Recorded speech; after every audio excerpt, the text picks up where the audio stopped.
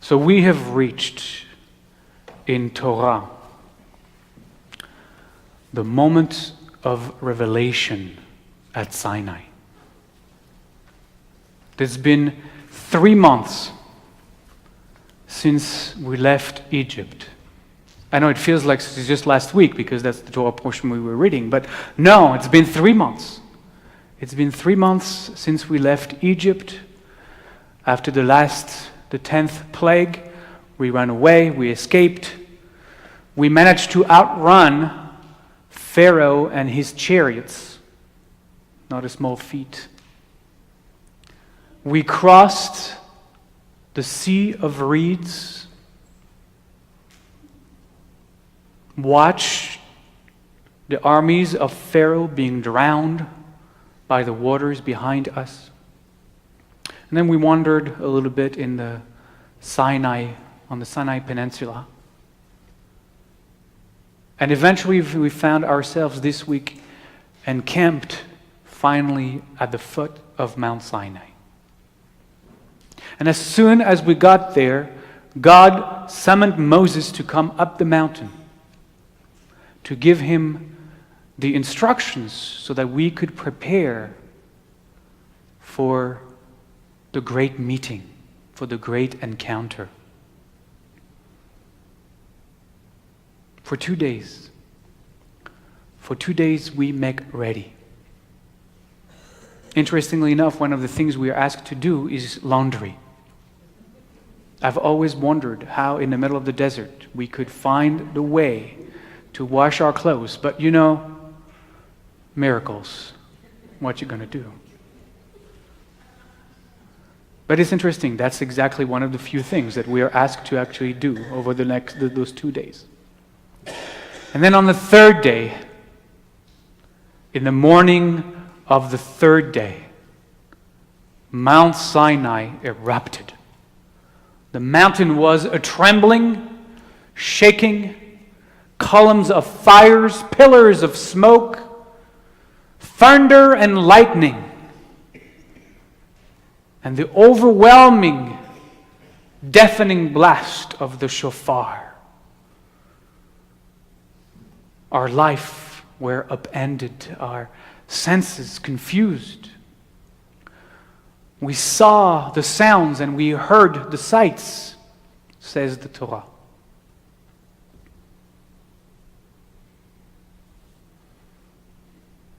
How long did this whole event eventually took? We don't know. You know, in a moment of revelation, time gets suspended, time becomes irrelevant. But what is it? What is it that we heard? What is it that we were told? What is it that the voice, the booming voice of God conveyed? We're not sure. I mean, we have the 10 Commandments, what we prefer to call the 10 utterances, the 10 pronouncements, which is closer to the Hebrew, because they were not commands. But really, the sages are arguing with each other to find out what, out of those 10 commandments, which ones were the ones that God spoke. And they notice in the grammar of the sentences that only for the first 2 commandments do we have the first pronoun, the first singular, first person singular pronoun that is being used. I got confused here. From the third one, from the third commandment, it is the third person singular pronoun that is being used. We shift from I, God speaking, to He. And so the rabbis are saying, from the third command, from the third utterance, actually, God didn't speak. It was Moses who was speaking the rest of the 10 commandments. God only spoke the first 2. And the rabbis look at the first 2 and it's like, there's no way. There is no way we could hear that much information from the booming voice of God. We would have had an out-of-body experience. We would have died. This is not something that, as human beings, we would have been able to withstand. So they look at the text once more and they said, the only thing we could have heard, the only thing that possibly we could have heard was maybe the first verse. And if we're going to stretch it, the first few words of the second verse, but no more.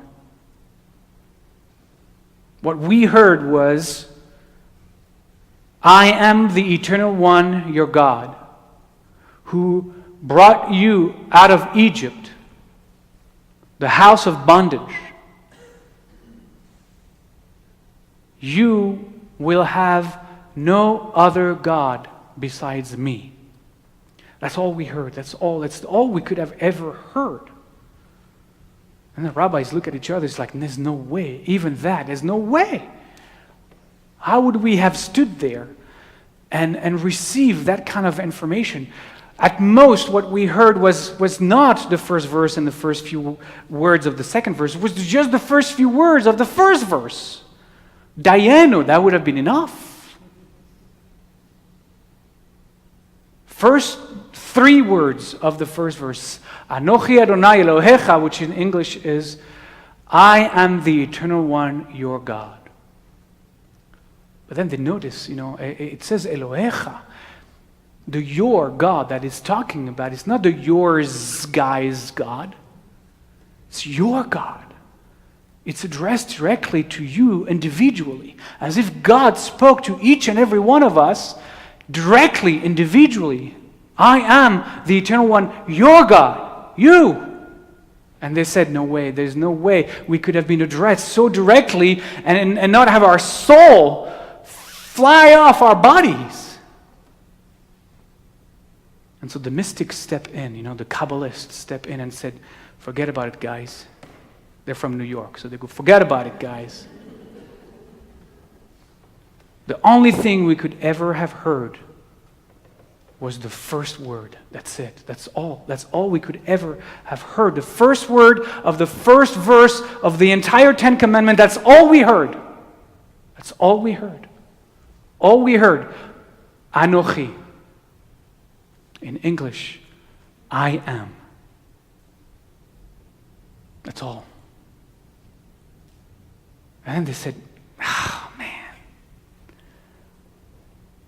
that's a lot. I mean, can you imagine standing at the foot of Sinai and hear the booming voice of God saying, I am? I got chills. Can you imagine that? That would just have shattered us. It wouldn't be possible for any human being to withstand that kind of pronouncement. No.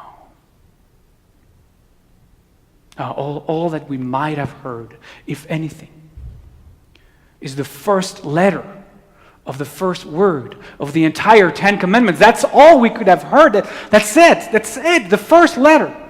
The first letter of Anochi, the first letter of Anochi, it's the Aleph. The Aleph, which is also the first letter of the Hebrew alphabet. That's all we could have heard. The Aleph. You know what sound the Aleph makes? The Aleph is one of the 2 letters in the Hebrew alphabet that actually is completely silent. That's what we heard. What we heard on Mount Sinai in that moment was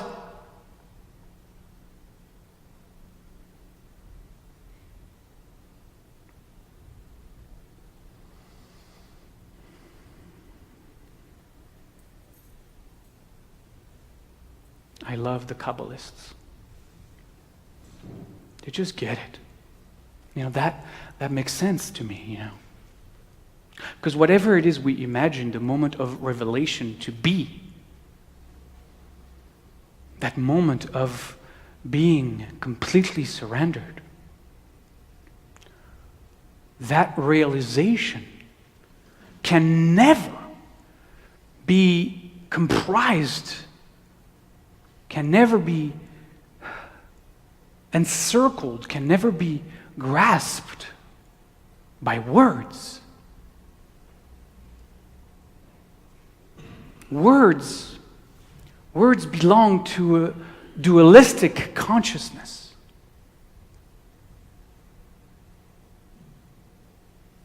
Words only exist in the framework of our dualistic consciousness. They are tools to point to things and objects supposedly out there, separate from us.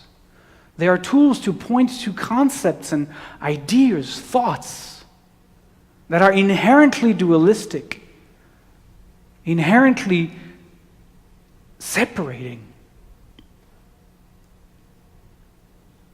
A moment of revelation, by definition, transcends all dualistic consciousness and drops us beyond the thoughts, beyond the ideas, beyond the mind itself, into infinite, absolute silence of the Aleph, of the unbounded, pure awareness.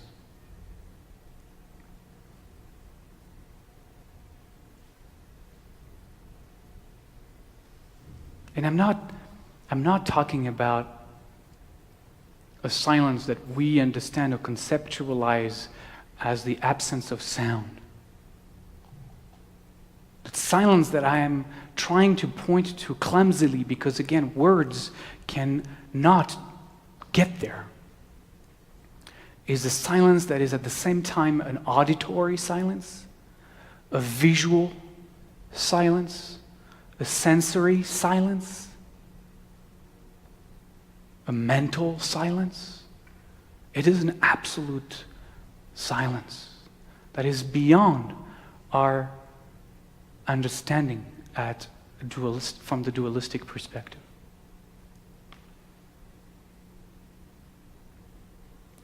And out of that unfathomable silence, out of that Aleph, not a word that is dualistic, but a knowing, a deep knowing, wordless knowing arises. I am.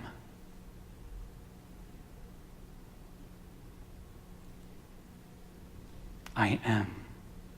Our I am arises out of that Aleph.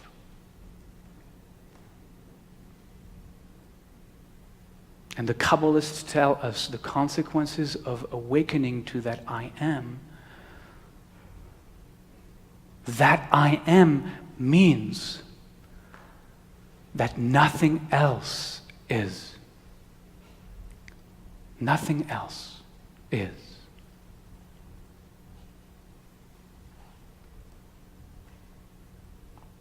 Manifest or unmanifest, anything that might have ever been, that ever was, that is or will ever be, is I am. There is nothing else.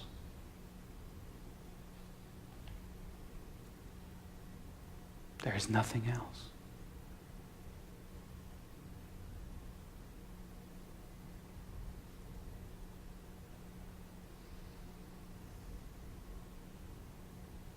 And that I am, in that moment, dissolves the little I am that I delude myself to think I am, for the simple reason that it was never there in the first place. And I wake up to knowing that I am that I am.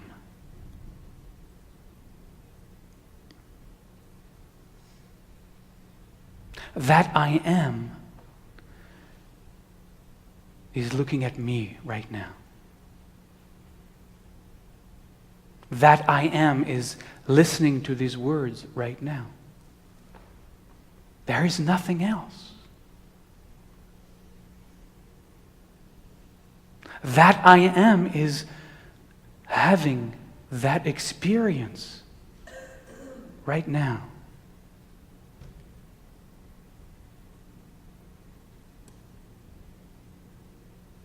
There is nothing else. There is no one else. There is no one else.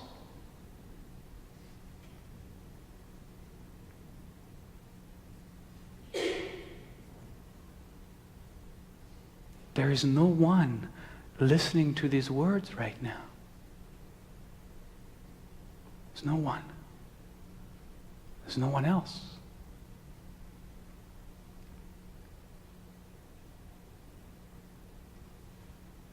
There is a mantra that the mystics of the Hasidic tradition use to remind themselves as they meditate over that truth. Ein od milvado. They repeat that phrase over and over again. Ein od milvado. There is nothing more than that, capital T, which alone is. There is nothing more right now and every moment than that which alone is. Which explains the second commandment. You will have no other God besides me. You will have no other I am besides me. There can't be no other I am besides me.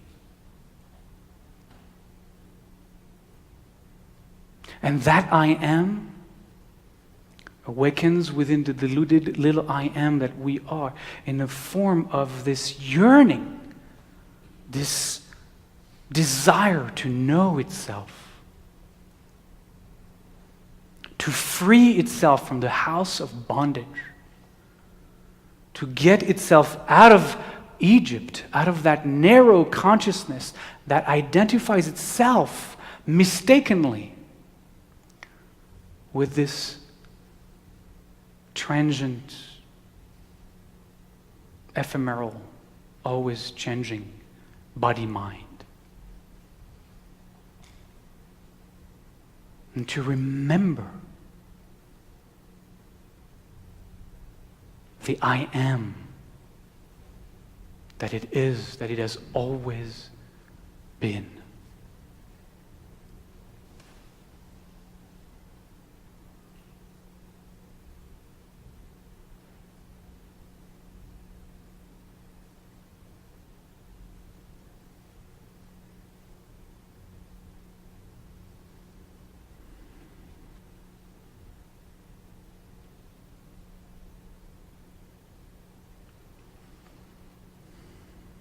And just as the second commandment flows from the realization of the first commandment, of knowing ourselves to be the Aleph, then all the rest of the commandments also flow from that realization. Because if we know that I am, then we will not murder. That we will never betray. That we will never steal. Whom are we going to steal from? That we will never be jealous of anyone else. Why? Because there is no one else.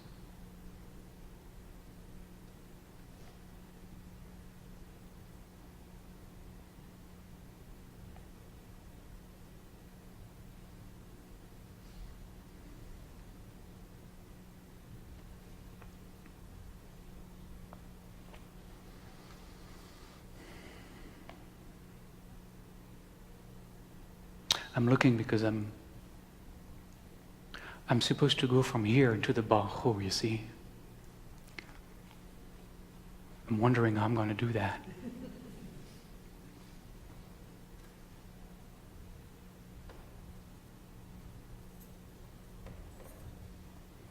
You know, the truth is we have been, all of us, we always are at the foot of Mount Sinai. Always.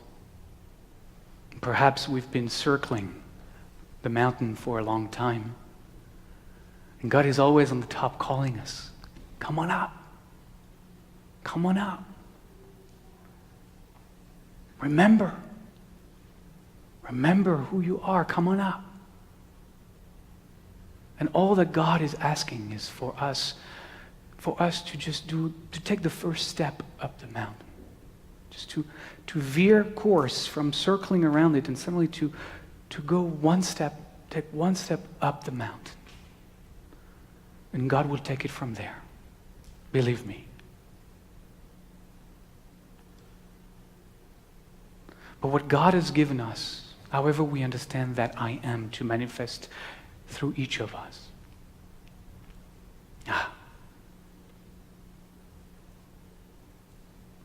Is practices. Prayers. Mantras. Worship practices. The Baruch, for example, is one of them.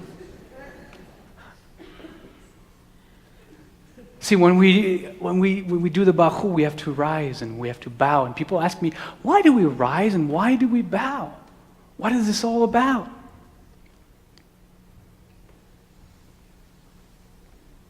Our tradition says, Da mul mi ata omed.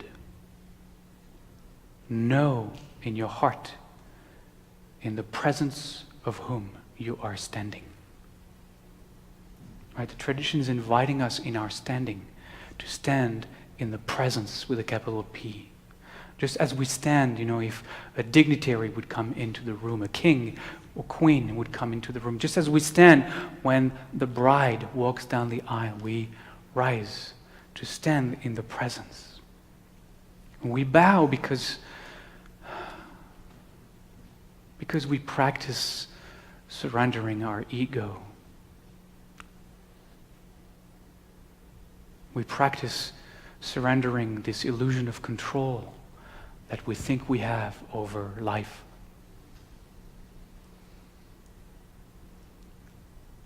We practice being a little bit more humble. Because one of the things that is preventing us from taking that first step is thinking that we are, in fact, in control.